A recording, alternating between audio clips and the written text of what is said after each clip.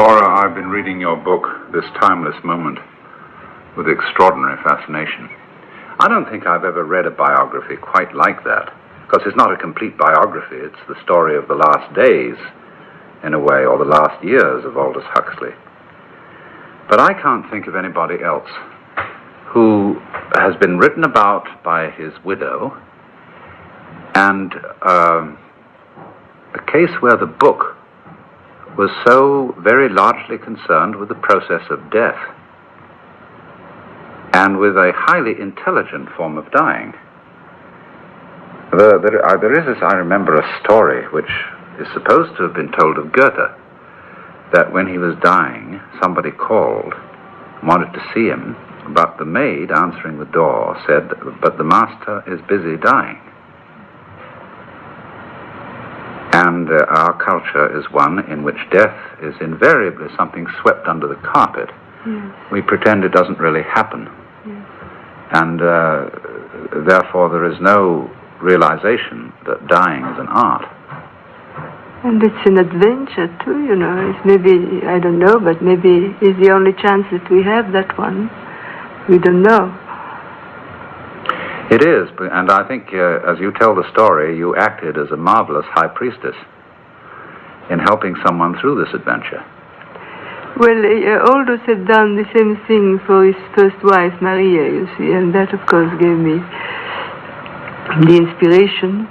And he spoke very often of the Tibetan Book of the Dead, which I haven't read completely, but I mean, I know the basic assumption. And I mean, throughout his work, he spoke about this fact of paying attention. You remember in Ireland, where the minor birds yes. call out, "Here and now, boys, attention!" You know, I love so much your seminar, your tapes, and that book. It's the best presentation of that book that I could hope to hear.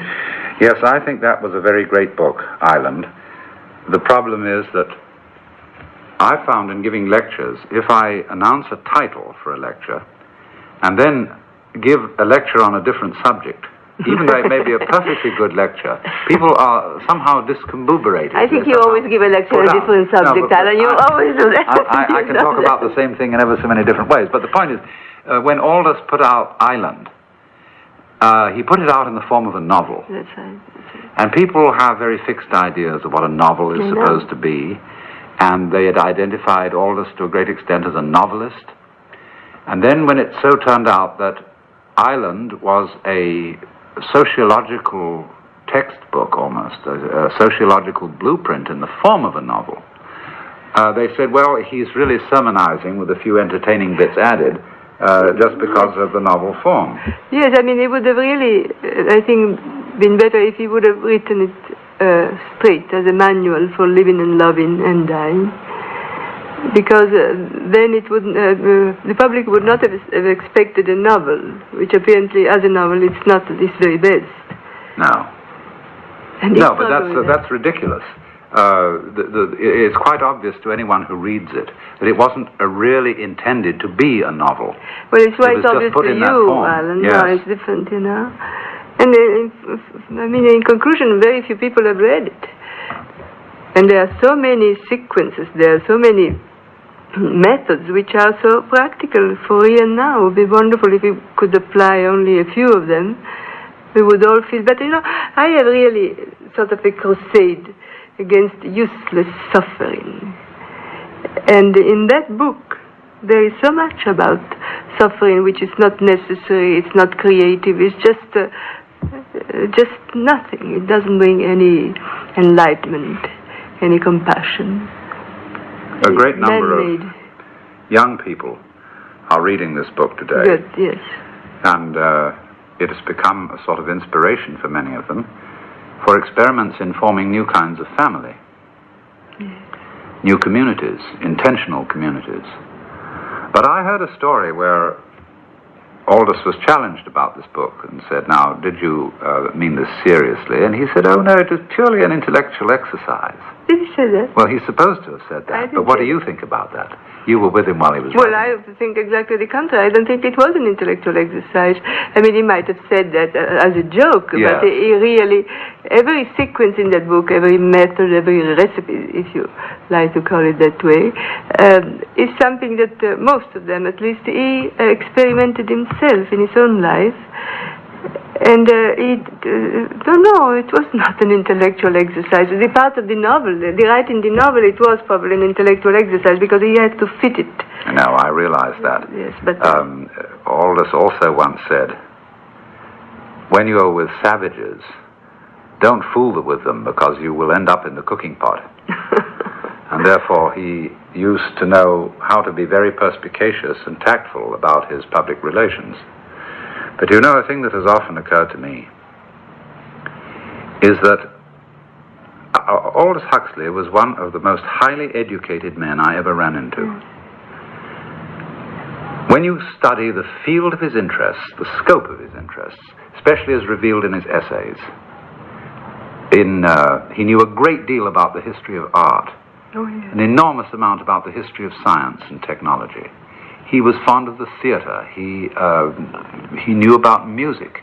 He had an encyclopedic mind, and he carried all this with a lovely urbanity, so much so that I think a great many people simply didn't know how to understand him because they weren't well educated enough. That's right. The frame of reference was enormous. But for instance, I can tell you about music. I am a violinist. I've been trained as a violinist, has been the major work in my life. And one time he mentioned a concerto, a Viotti concerto, that no one knows except violinists who had to study it, to work the technique and so on. And he knew this Viotti concerto. It was absolutely extraordinary. He knew as much as specialists, really, in their field. And then, of course, he could correlate all of this. And in this utopia, in this island, he wanted to put everything in, all the chemical study, all the progress in pharmacology, and make it into a concrete mysticism. Well, I think he, along with that, you see, had the difficulty of living in a country where that sort of highly cultured intellectuality is envied. And because it's envied, it's put down. People used to circulate stories, for example, that before going to a party, Aldous would read in the Encyclopedia Britannica everything that it had to say on the letter P, the origins of that. And then he would subtly move the conversation around to where the letter P in some way became important, and then would proceed to be completely encyclopedic upon the subject. Before going to a party, Aldous only discussed what I was going to wear and how he liked it and this and that. Well, I think that sort of story expresses the envy and the resentment which people feel for such high culture. But I don't think he was aware of that, really. He would have been very amused. I never saw, in all that I knew of him, any kind of awkward self-consciousness about these things. He had a kind of reserve, which is very natural to Englishmen of his upbringing. A lot of people, for example, I had a rather similar upbringing, and a lot of people think that I'm a bit isolated and difficult to reach. When it isn't that at all. It's really consideration for other people, fundamentally, which makes English people reserved. We don't want to, throw ourselves at everyone. And so it's very difficult to transplant yourself to the United States, where that's more or less what you're expected to do. Yes, and yet with the upbringing, he would live very much in the American way and enjoy it. I said in the book, we were married in a drive-in chapel. Well, now, less English than that and less Italian than that you can find it. And he enjoyed it, and I enjoyed it very much. And he did all the things that were done in America, He didn't try to transplant his own way of living here. Yes, but of course there is still a fundamental style of life. Oh, a style of life, an inner style, yes. That's an inner style, exactly. Yes. Oh, yes, very much so. But, he would, if I was not there for lunch or something, he would make his own lunch very well. And this is rather You mean he was a good cook? Oh, yes, he was a very nice cook. He particularly liked to make soups, We had once even thought of writing a little book about making soup. Well, I never... How is your own book going on? I tell you, I have abandoned that for the time being because I felt that writing about gourmet cookery at this moment would be like fiddling while Rome burns. Well, so what are you doing about Rome? I'm writing a book instead about ethics called The Rules of the Game. And I think that's an extremely important subject for young people. Oh, yes. And as you see, in the same way, you could say from a certain point of view that as his life went on, all of Aldous' books became more serious, or I would prefer to say sincere, and concerned with profound matters. And this is what you're doing. But you know, critics have tended to say about the later work of Aldous Huxley, which begins with a book called Ends and Means. I remember reading an article by Charles Savage in the Sewanee Review some years ago, discussing the change in his work, and saying that we are really seeing two different sides of the same man. He pointed out that Aldous is at his best when he is destroying, when he is satirizing, when he is poking fun and contempt at various things. And so in all his early satirical novels, he proved himself to be a master of this. Now, said Savage, he shifts to a certain kind of mysticism. But the message of this mysticism is really the same as that of his earlier novels. Namely, that the human world, the world of personalities, the world of differentiation, the world of multiplicity, of nature, is really fundamentally contemptible, and should all be dissolved in the undifferentiated aesthetic continuum, in the Brahman, in the Ungrund, in the what have you, you know? Oh, goodness, interpreting is a terrible thing. It should be one of the great crimes. Isn't it? Because I was astounded. Really? I mean, how can one come to such a conclusion after all that it tries in every paragraph, to say the importance of each person, of each thing in nature, even of things as such. But he saw that. But these people can't see that he saw it. You see, I had met Aldous just about the time, just a little before I read that review, and that was back in, 1947. And he had then written Grey Eminence and the Perennial Philosophy. And in Grey Eminence, I feel that at that time, Aldous was somewhat under the influence of Gerald Hurd's more ascetic period. Possibly, yes. That was when Gerald Hurd was running the coeducational monastery at Trabuco. That's right. And they were trying to take the kingdom of heaven by storm. Yes. And they were all very much, in a way, mystically uptight. And I felt a little reflection of that in Aldous at the time. Yes. But then, when his attitude began to change, he became less and less the Manichaean, yes, and more what I would call a tantric type. Yes, concrete and type. You wrote me a wonderful letter when he died about that, how you have felt this development in Aldous, especially in the later years, in all this way of being, even of dress. And I mean, the outer signs, of course, there can be many. Well, to tell you the truth, Laura, when I first met him, it was in Hollywood. And he came out in the most decrepit old pants and a run-down shirt. And, of course, he was vastly entertaining, but he was looking pretty shabby. And I met him again after he married you.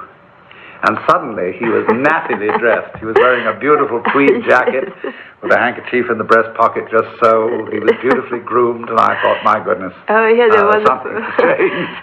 He had a wonderful collection of ties, I must send you one, but you don't wear ties, because it must magnificent collection, and they would be called psychedelic ties. Well, I wear ties when the occasion requires. You must remember, I'm a sort of joker or comedian who adopts the guise suitable to the occasion.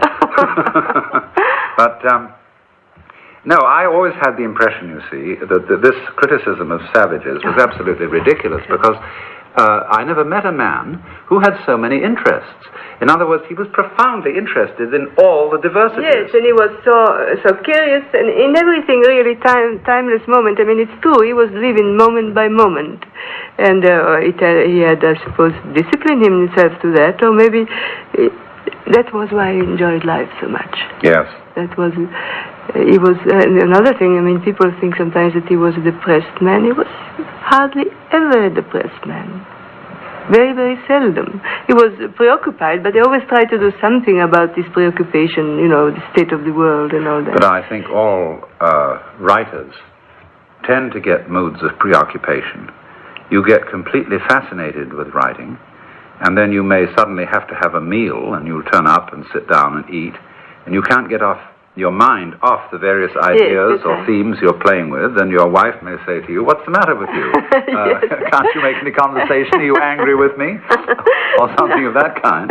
No, that really only happened with all this when he was writing Ireland, because of this contrast, you know, of the novel and the essay.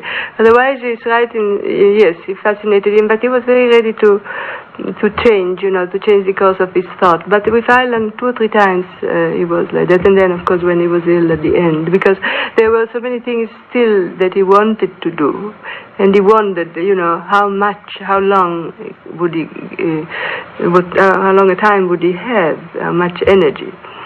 There was a period there like that, and yes. It took a long time to write Ireland, didn't it? Yes, he wrote it in 2 or 3 periods. He left it sometimes and then went back again. Of course, that's the hardest thing to do. In a way, it's easy to write Brave New World, because there the point of view is in a way critical. But in Ireland, where you want to paint the vision of what you really believe in and what you would like to happen, that's the hardest thing to do. Yes, and then, as you said, who is it that said that the bad sentiment make good novels? Yes. Bad sentiments make good novels. Yes. Yes. Because when everything is fine and nice and everybody's good and happy, it's very difficult to write about it. Yes, and in the same way, I think that the imagery of paradise in the history of Western art has been artistically inferior to the imagery of hell. Yes. If you take, for example, Gustave Doré's illustrations to the Divina Commedia, yes, those for hell and purgatory are fascinating. Yes. But the illustrations for the Paradiso are just these streams of angels in white nighties flying around the sky, and they're very uninspiring. I know. Well, because that's right, but then he should have seen that in different ways. You see, now there is all kind of different illustration, because the photography, for instance, there is in your book the Joyous Cosmology. The cosmology, and the photography of flowers or things of nature. It is so magnificent that I think that maybe this is changed now. Don't you think? Yes, I think so. I think we are seeing the re-emergence more and more, yes, in Western art of sheer glory. Yes, absolutely. Which we haven't seen since the stained glass and the illuminated manuscripts of the Middle Ages. And it is the same thing. It's the mystical experience which brings this expression about. I think that the best illustrations of paradise are to be found in Persian miniatures. Ah, yes. Was Aldous interested in those? Yes, yeah, we had some books. Yes, he was always looking with the enlarging glass, you know, to look at the details of the system. Now, I must to some extent attribute the change in his attitude and also in Gerald Heard's attitude to the time when they first encountered LSD.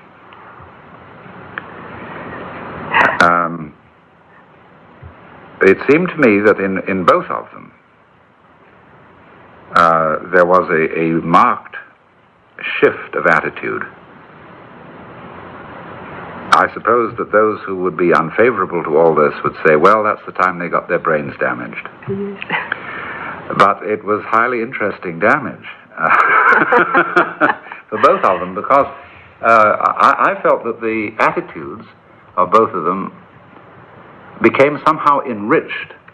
Oh, yes. Well, of course, I knew Aldous very little before that. In fact, I only met him a few times. But when I saw him after that experience, which was in Rome, it was this tremendous vitality and this tremendous interest in looking and seeing and experimenting. Of course, he didn't do this experimenting so often as people thought, you know. It was done very, very rarely and very... Oh, well, that's the way I think in any intelligent use of this kind of thing. Yes.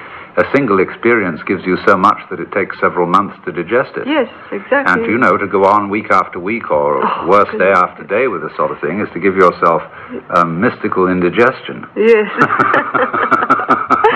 Yes, and all this had not happened, you see, by the time that Aldous died. It was just beginning in 1963. I remember in the last few months or even weeks of his life, he began to hear about abuses, and so I think he would be horrified to see what... I wonder what he would have done, you know, to prevent this. Of course, he would have done all that he could. And I wonder how much he could have accomplished in preventing this misuse and abuse. And the sensation, there is so much sensation all that kind of thing seems to me to be inevitable in a world where there are no secrets. Mm-hmm. In other words, scientific knowledge has to be public knowledge because the community of scientists has to know all about it in order to work. And therefore there are no secrets, and therefore everything gets broadcast around. And I felt that when Aldous had let the cat out of the bag with the doors of perception, and later with heaven and hell, that I ought to write something about it too. Mm-hmm. I was reserved about writing anything about it much before, but I felt that he had let the cat out of the bag, and that more needed to be said. Now, of course, the cat would have been let out of the bag eventually, there's no doubt about it. Well, I think so, and probably not as well in such a good manner. No, right. But now, when was it approximately that he first experimented with LSD? In 1953. 53, that's right. And Doors of Perception came out then in 54, that's right. As early as 54? Oh, yes, Doors of Perception is at 1954. Oh, I had no idea it was that early. Wait a second. I was going to Italy, and I read it on the plane. No, it came out in 1955. 55, yes, that might be. No, 54. 54, still. It was in the summer of 54 that I read it. Because you see, I didn't run into this until 1958. Oh, I think that we met here in San Francisco one time, yes. Yes, that's right, at the Tokyo Skiaki restaurant, that's right. But I hadn't encountered it until that time. You got married in what year? In 1956. 1956. Uh-huh. Well, anyway, I felt that this had fully opened his eyes to see that the mystical world, or the mystical dimension of unity behind the whole cosmos, was no longer something that required, for its vision, a turning away from the diversity of the material world, but you could see this unity, this underlying unity, right in the multiplicity of the material world. And he seemed to be feeling that more and more strongly as time went on. Yes. I remember he was writing to me that summer before we were married. He was in New York, and he wrote to me that he went to see a musical comedy, and it was a very poor and vulgar thing. And he said, yet, even there, if one would look with attention and look deeply, one could find some kind of essence of beauty. Well, I had exactly the same experience in listening to a terrible Baptist preacher on the radio. Well, that's the same thing. And it was really awful. Yes. And it was as phony as it could be. Yes. And it was concerned with money. Send in your dollar, you know, if you want to copy this address, be sure to send in your dollar. But as I listened deeply into that voice, it sounded like someone saying, well, I'm just alive and I got to eat too. And it was a little baby calling for its mother in the dark. But it was coming on like, you know, all this God and Jesus and salvation and everything, and saying it as if it knew all about it, but you could see this was a big front on quaking terror underneath. Well, the same thing, you see, there was nothing that Aldous really was a very fine musician, and musical comedy for him was not his type of music. And particularly this one, I don't know which one it was, but it was particularly bad. And yet, you know, if you listen, he said, you would find something in that. Did he ever discuss these experiences with Krishnamurti? He did. He told me that the very first time that he had it, with Maria and Dr. Osman, you remember? Mm-hmm. And then he went up to Ohio and spoke about it to Krishnaji. And Krishnaji was very familiar with the whole thing. He said, oh yes, yes. He said, oh yes, that's right, that's so. He knew exactly what Aldous was speaking about. Mm-hmm. I have a feeling that Krishnaji is there all the time, except when he has to come back and talk a little bit, you know. Mm-hmm. And I think that is the merit of Krishnamurti to do this speaking to people, because probably he would have a much better time not to. Would you say that Aldous was greatly influenced by Krishnaji? Yes, I would say that he was influenced by Krishnaji probably more than by any other single religious man. Well, I, in a way, could say the same thing. Only one is always very hesitant in acknowledging any debt to Krishnaji because he so hates the idea of having any disciples. Yes. But I, for my part, feel that he is one of the most original and profound thinkers in the world, because he's always a bit unexpected. He's never in the ordinary ruts of a religious or psychotherapeutic thinking. Well, the trouble is that it's not the trouble. The point is that that is what he is, but he does not give any way to get there, and that is the great thing, you see. People say, well, how am I going to do that? And you know that he really was very, very angry at me when I wrote that book, you know, You Are Not the Target, with recipes of techniques. I thought that I was very innocent, and I told him about it with great pleasure. And, he was quite violent about it. Oh, you tell that story in your book, though, yes, really, don't you? Yes, and yes, because I spoke about this during a lunch, and then we were alone, and he looked at me very, very intensely, and he said, you know, all these people that go around helping other people, I think they are a curse. Looking at me. I was so shaken, but after a few seconds I found myself, and I said, what do you think you are doing? And his answer was so delightful. He said, oh, but I don't do it on purpose. And that was something that Aldous just adored, this thing, I don't do it on purpose, you know. It was so clear to Aldous what he meant. But it's not clear to everyone, because it's not easy, really. That was the conversation, wasn't it, that, again, it's reported in your book, where he ends up on this extraordinary note that the state of consciousness that he's trying to describe as in himself is one which has no center. No center, that's right. And it is just so opposite of what we find. You know, we always try to find the central core of ourselves. Yes. And go to the center, find it, be the center. And he said, no center. Yes, that was very strange. Very strange. One can feel that for him it's all so natural. For Krishnamurti, all this is so natural, so obvious, that it seems to him preposterous even to have to say these things. But I must say it's not natural and easy for many people that I know. It's not easy for me, certainly. Did Krishnaji in any way disapprove of Aldous's use of psychedelics to see these things? Well, this I don't know. He never told me that, and I don't think that he ever said anything like that to Aldous.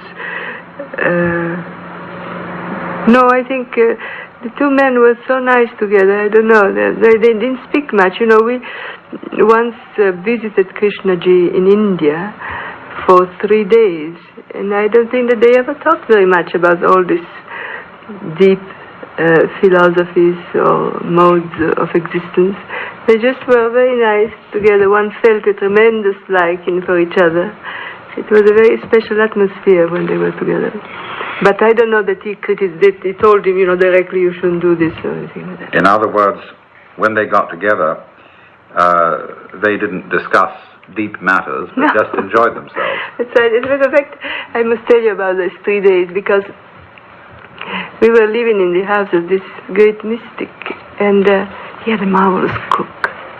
And we always looked forward to the next meal. It was the most refined food that you could imagine, without any animal food, completely vegetarian. And the variety of tastes and the delicacy, I mean, the great refinement, really, of the way that Krishnaji lives. In a way, he could have been, maybe he is an hedonist, you see, because he appreciates all the things of perception. We say hedonist. Hedonist. Yeah. Hedonist. I remember him once speaking about materials. And everything, his perception are so cleansed, the doors of his perception are very, very clear. And it was marvelous. I was waiting for the next meal. You see, this is fascinating, because this doesn't come out in Krishnamurti's lectures. No, I know. Nor does humor come out. No, and he has a great deal of humor, although he's very, very preoccupied about the world. I haven't seen him lately. He was preoccupied about the world, because in the world there's so many churches and priests and psychologists and all that. That was, which probably he equates in a way with politicians and all the rest of it, people that are being followed, that are followers. He has that, but do you think that one can be without leaders? Do you really think so? Well, I suppose you could argue that the presence of churches and priests and psychologists were like the presence of spots on a person who has chicken pox. Of course, these spots are, in a way, letting off infections inside the body, and therefore they fulfill some sort of function. But they go with a diseased condition. After all, if we were living in harmony with the way of nature, the Tao, as the Chinese call it, we wouldn't need churches and priests and psychotherapists. I know, but we don't live in the Tao. No. And but perhaps. Well, I think, this is a bit off the subject, but when you get into a real jam and you realize it's useless to call the psychiatrist, you're undergoing a very creative experience. Yes, if you go all the way to the end of it, not if you stop it in the middle. And you don't call the psychiatrist, no. You see. No. I have a kind of terror of calling a psychiatrist into any situation, because I know what it might lead to. Yes. And so I always try to leave it alone. And I don't want to offend my psychiatric friends by saying this, but that means some of them know how to handle things, and some of them, I was just talking to one the other day who wouldn't dream of getting one of his patients into a mental hospital. And who would not dream? No, he wouldn't dream of it. He does everything in his power to avoid that sort of a solution or non-solution. Yes. But I think, in a way, this is Krishnaji's attitude to all the people who are trying to help others, is that a lot of people are doing that kind of work to try and help other people. But I know in my own case, I'm not really trying to help the world. And I think that's what Krishnaji is saying when he doesn't do this on purpose. When he says he doesn't do it on purpose. And I think that Aldous had a very similar attitude, that he was writing about mysticism and philosophy and religion, not because he was even writing about the alarming state of the world, but you never felt in him the fanatic. No. He was so extraordinarily interested in what was going on that seems to me the primary reason why he wrote. Oh yes, well that was his life, was his way of living, to write, But I asked Aldous when Krishnaji told me that, and so violently, I said, what do you think? Shouldn't I do this? And he said, no, everything should be done. What Krishnaji does is marvelous, but what you do, giving tools and giving recipes, that is also necessary. I mean, he included everything. He didn't think that, only one thing, that there was only one panacea. That is, of course, was completely different from his way of being. He couldn't have been so restricted. But what did you say just a minute ago about yourself? That you... Well, I often say, half-jokingly, when I'm asked in a student audience, why do you go around lecturing on these things? I say, because I'm a philosophical entertainer. After all, not all entertainment is frivolous.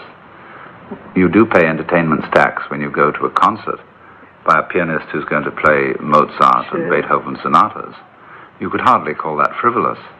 And so there can be philosophical entertainment in the same spirit. Yes. And then also, everybody has to express himself the best way. And it seems to me you are such a marvelous virtuoso of words, like Aldous was. Naturally, you must use your virtuosity. It would be bad for you and for everybody else if you wouldn't. Now, here's the thing that's fascinating. You see, in using words, I've been accused of being a word man. Well, of course you would. But that is that's beside the point. You can be accused of everything. Well, of course you can. But people, especially when you get into this whole new domain of emphasis upon the experiential. Oh, yes. Not ideas, not theories, but getting down to the nitty-gritty, the real experience. And so this is true with the encounter groups, with the tea groups, with all that kind of thing. And I remember once Fritz Perls saying to me, he said, the trouble with you is you're all words. Well, you're a dancer, you dance around with words. And I said, now listen, Fritz, don't you put down words. No. Words are a pattern of life, just like a fern, just like a snow crystal, just like a cloud. And if I play with that kind of a pattern, am I any really less experiential than the fern that plays with the chlorophyll and such things to become a fern? It's marvelous when you think of words. If you just take any one word, not just thinking about how it came about in the expression, but just what your mouth does to pronounce that word, is the most fascinating thing that you can. Oh, yes, I love to write nonsense, yes. Where the words don't have any meaning. Yes, but they're just, that's right. But it's just... I went to get the bucket of ducks, bucket of ducks, bucket of ducks. I went to get the bucket of ducks, all on a summer's day. Cluckety bucket, lickety bucket, snippety snappity snickety bucket, floppity flippity flippity bucket, all in the same old way. Things like Wonderful. that. You see, what your tongue and your mouth and your lips to do to that is a miracle, It's absolutely a miracle. Like a pellifiglio da pollo, fece da palla di figlio di pollo, si polli vanno a gara per vedere la palla di figlio di pollo, fate la pelle figlio da pollo. That is an Italian one, you see. But I think that the only people that can do without words are people like yourself and Aldous. Aldous began to speak about nonverbal education and gave it an enormous importance.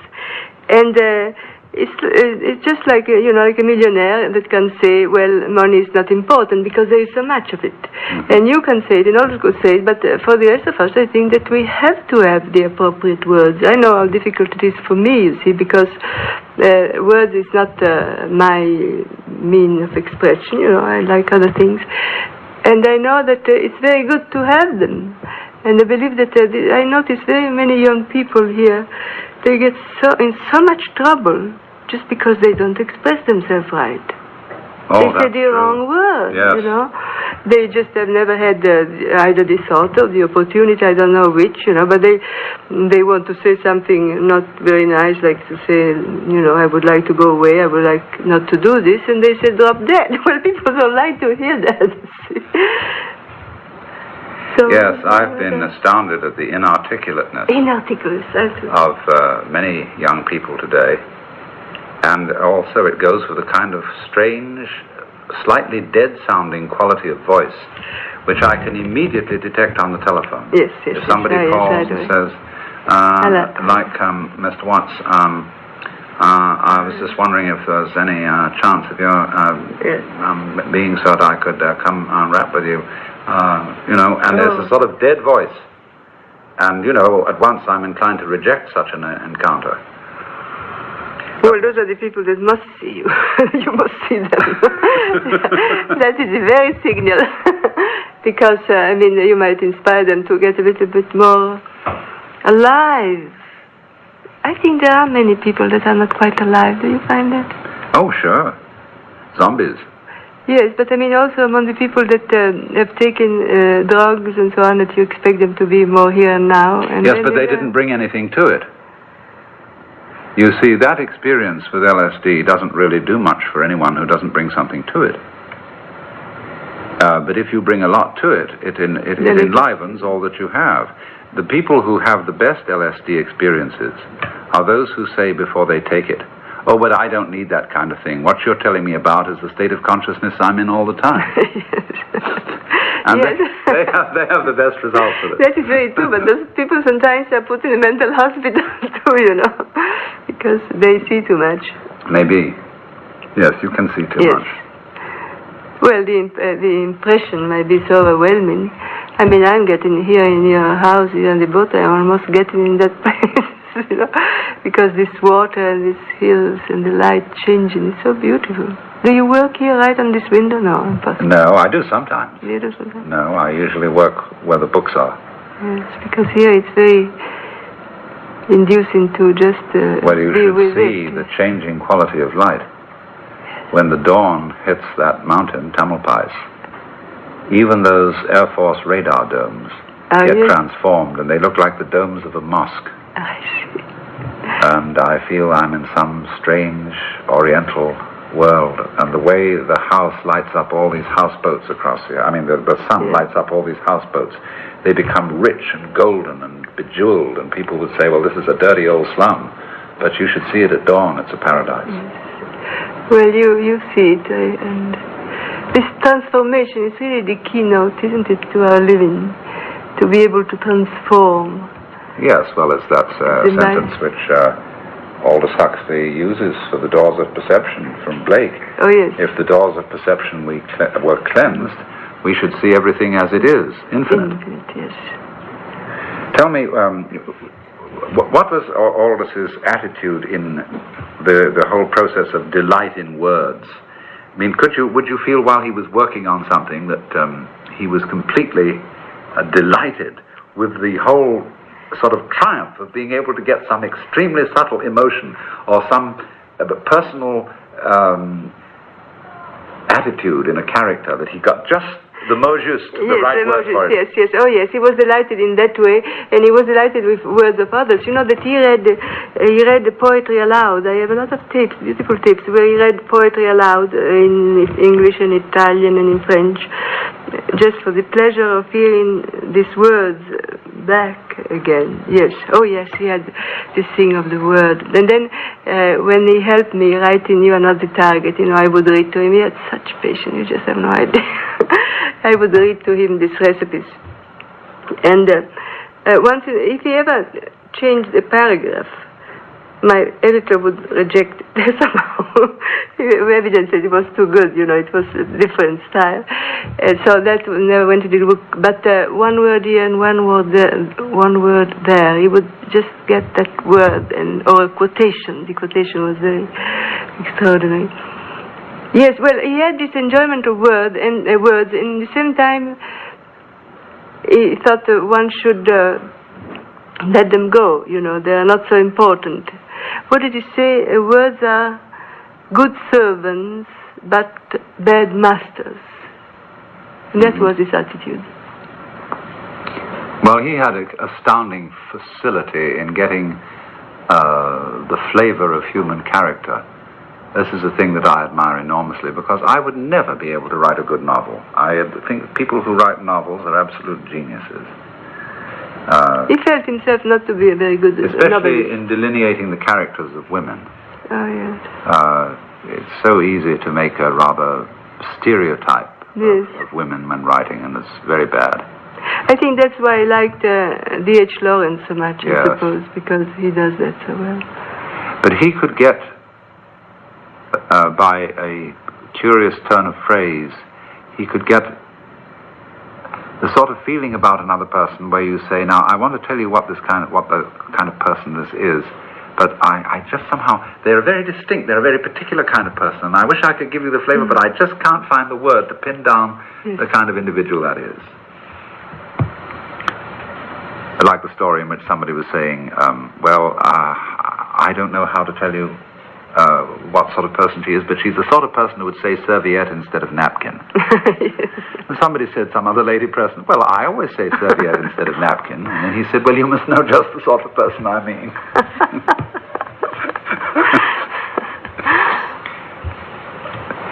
But in the final stages of his life, he was, wasn't he, about to begin another novel and had written some of it.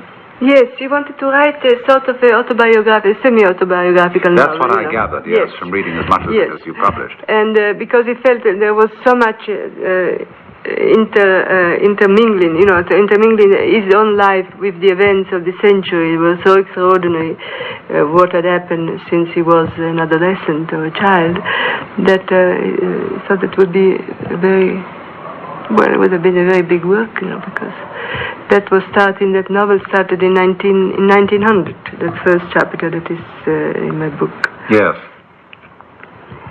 And about himself as a child, I think that he was very much like that child that he describes there. I remember he speaks, also in his lecture, he spoke about Queen Victoria riding on a carriage about 2 or 3 miles an hour. Mm-hmm. And now similar ladies of similar dignity and age go around the Corniche or in the highways here at 70 miles an hour. He used that to show how we can really develop our potentialities in so many different ways, in so many different directions. That was one of his constant thoughts, the development of human potentials.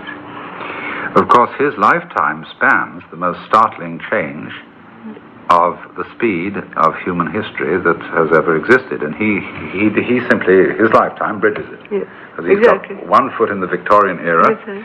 and one in the 1960s. That's right. That's what he wanted to do. Yes.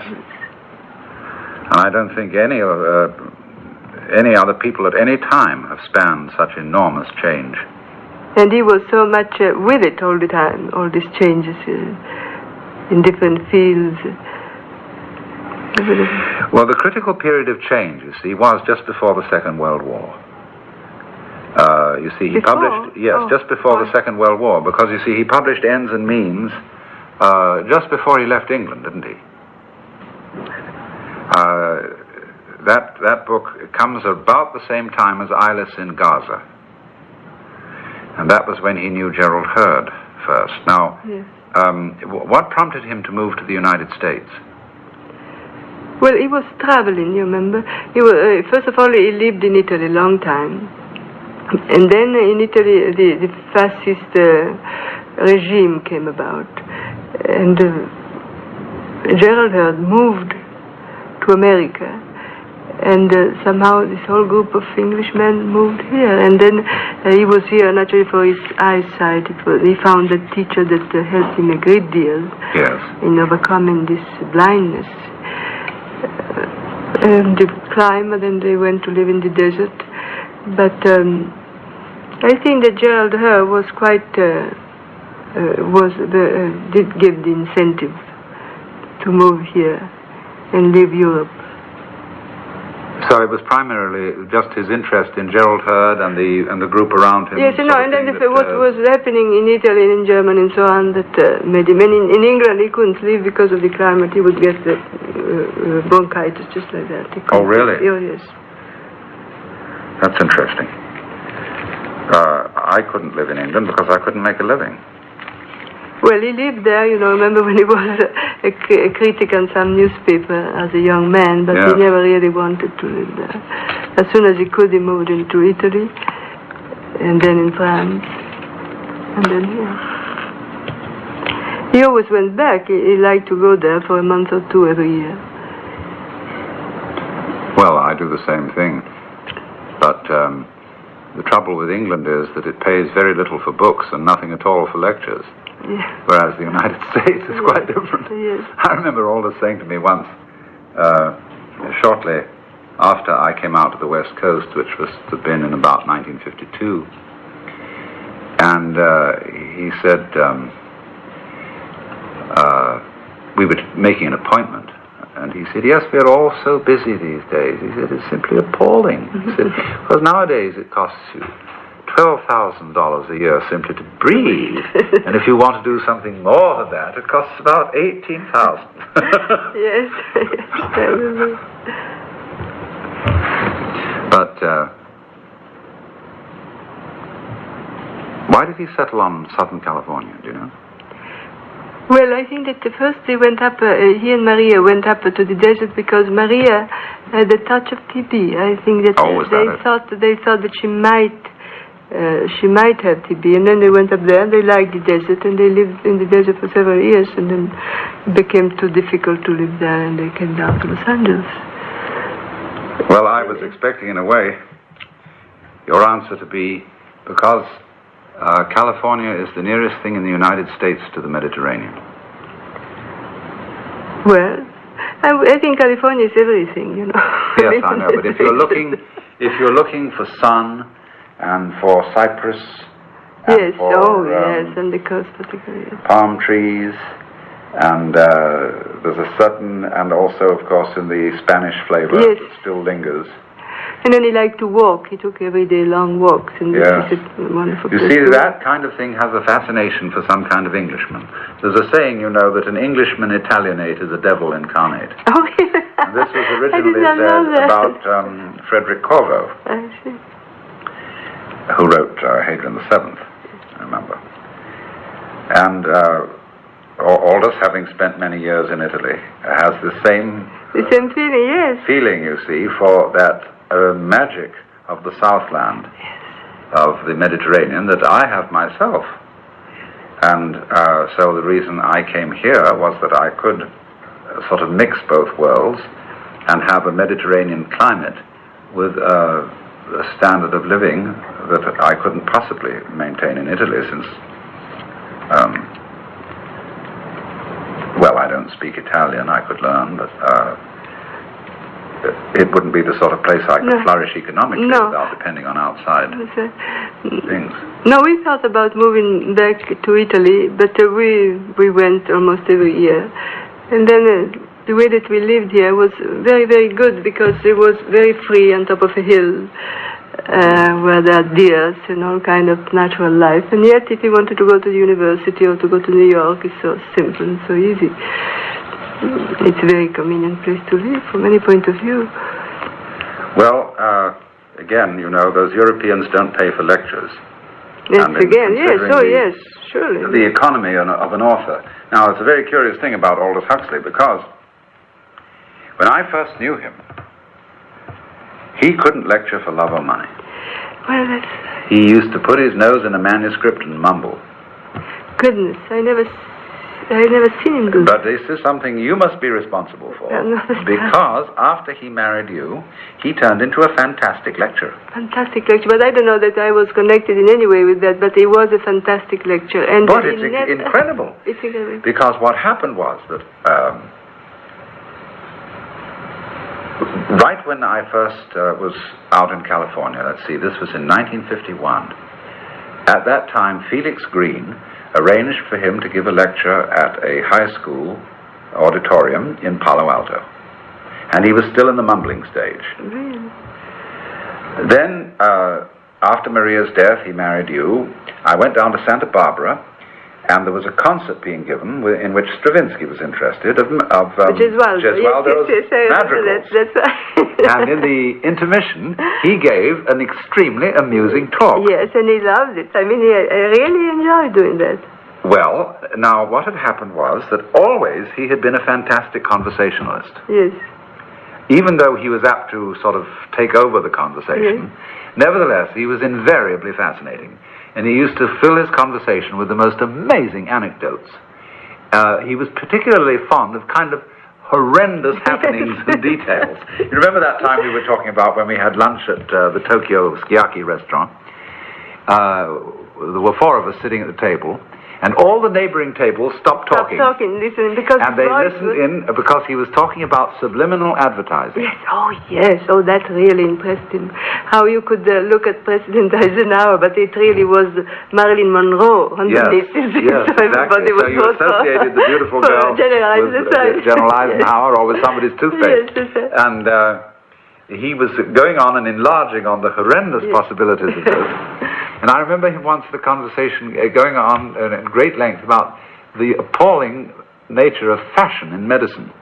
Oh, yes. So that you would never really know at the present time whether it was as ephemeral as an operation he once described where they removed the long intestine. The long intestine, yes.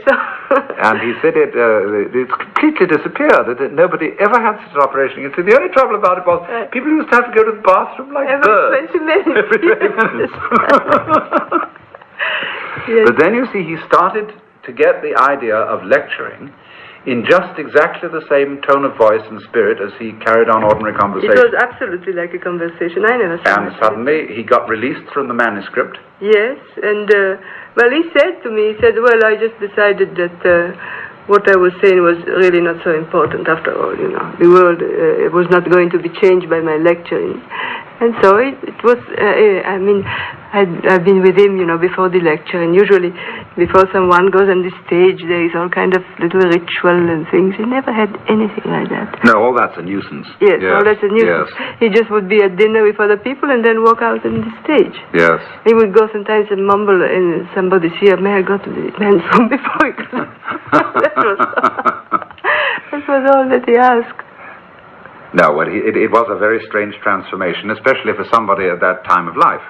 Yes, but he was changing all the time. After the fire, we went to live with this friend of ours. When the house was burned down. Yes.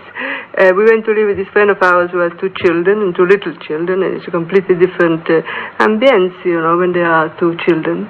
He never seemed to mind or to make an effort or to exercise patience. And one does need patience, for children. But it was a natural thing for him, I guess, or maybe a training thing, to take things as they came, moment by moment, without sort of referring to old experiences. I think that he had probably more than anyone else this paradox, you see, where he had this terrific amount of information and memory, and then he was freed of emotional conditioning from the past. How so? Well, because the emotion of the past did not interfere with his present. In other words, he responded to the present with new reaction. He reacted to the present with fresh reaction and not with a conditioned reaction from the past. Do you think he was in some respect helped by that, by the fire? After all, his past, all the records of his past practically were wiped out. Yes, everything, yes. No, I don't think that the fire did that for him. I think more his meditation and his work with psychedelic and his constant vigilance in that sense. He was really very, very aware that should be stopped, that one should stop this reacting to the present in terms of the past. Yes. That was very much in his consciousness all the time. Well, of course, that's central to Krishnamurti's whole presentation, yes. But that fire, I had a friend who underwent the same sort of experience, where she had luckily built herself a new, smaller house, and just after she had moved into it, she'd kept a lot of records in the old house, and it was burned down. And there were all these souvenirs and letters and photographs and paintings and books, which are suddenly wiped out, and they're ordinarily things you cling on to and you feel you really can't do without that, and then suddenly it all goes. Oh yes, we had really several tons of these things, and so we went. But he did rescue, didn't he, the manuscript of Ireland? Yes, he rescued Ireland and 3 best suits, the suits that we had made in Italy. And 3 suits? Yes. He said, don't you think we should take some suits? I was in a completely useless state because the fire had so fascinated me that I was just looking at the fire all the time, and I would not even have thought of that. And all of a sudden he said, oh, I must take Ireland. So he went upstairs and took Ireland. And then he said, shouldn't we take some fruit? So I said, yes, let's take some But did he sort of risk his life doing this? No, because our house was not in fire yet, but all around. Oh, I see. The fire was approaching at the time. Yes, was approach. Oh, yes, I saw it approach. I saw it approach from the garden. In fact, the walls were illuminated so beautifully. You have no idea. It was just the right illumination. And I was looking so much that I would not even take in the suit, you see. Well, that's certainly not reacting to the present in terms of the past. No, that's right. It was past. I was just not reacting at all. It was just so beautiful, you know. Yes, it's so fascinating how in moments of crisis we do tend to become much saner than we are normally. Well, maybe that was sane, I don't know. I mean, people accomplish the most, we can become geniuses in crisis. But I didn't accomplish anything, you see. I just looked. Well, I know, but you were contemplative instead of active. Yes, exactly the contrary of my nature. Absolutely the contrary. I'm very active. And there it was, this fire all around. But who said that the fire, I remember Aldo saying in his lecture on visionary experience, that, is it Plotinus, that says the fire is the most beautiful thing in the world. Yes. In connection with precious jewel, you know, which contains the fire. Christians still worship fire because for many people the most important time in a church service is watching the final extinction of the candles after the service is over, and they'll all wait on their knees until that's been done. Yes, it's like seeing the sun going down at that moment. Watching the sunset. Yes. Are there any materials of Aldous left over which will yet see the light of publication? Well, the letters. Oh, that is going to be a marvelous volume, yes. It's coming out next year. It's coming out next year, and there are letters since the age of 14 to the last days, you see. And there are really, it's a marvelous biography. There you see all the passage in this man's life. So he wrote a great deal of letters. Was this true all through his life? Was it true after you got married? Oh, yes. He